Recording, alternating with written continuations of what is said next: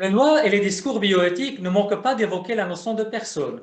Or, ce qui est sûr, c'est qu'il n'y a pas de consensus sur cette notion et qu'il ne faut pas l'entendre sur le seul aspect juridique, mais plutôt selon l'aspect éthico-philosophique. On peut noter quatre sens de cette notion selon les quatre modèles principaux de bioéthique. Dans le premier modèle, dit subjectiviste ou libéral radical, la personne est définie selon la liberté subjective et l'autonomie décisionnelle du sujet. Sont exclus de cette catégorie les êtres humains qui ne peuvent pas poser un choix, comme les embryons, les fœtus, ceux qui ont un handicap mental et ceux qui sont en coma.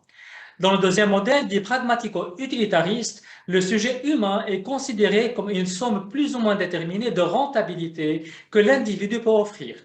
Dans ce modèle, le philosophe américain Engelhardt définit trois catégories de personnes.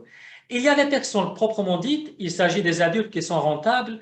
Il y a ceux qui ne sont pas encore personnes, comme les embryons, les fœtus et les enfants qui sont déclarés sans droit.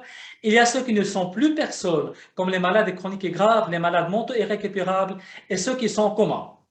Le troisième modèle dit nord-américain, qui découle du modèle utilitariste, ne donne pas assez de précision sur la notion de personne.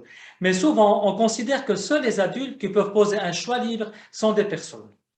Enfin, selon le quatrième modèle dit personnaliste, fondé par Monseigneur Helios Crescia et adopté par l'Église catholique, la personne humaine est considérée à partir de la pensée de saint Thomas d'Aquin, de Jacques Maritain, d'Emmanuel Mounier, d'Étienne Gilson et de Joseph Seifert.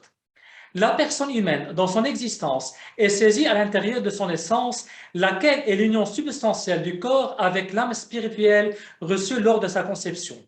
Ainsi, la personne a une dignité ontologiquement fondée qui lui provient de son existence même et qui n'est pas mesurée selon la rentabilité qu'elle peut offrir, ni selon ses états de vie et de santé.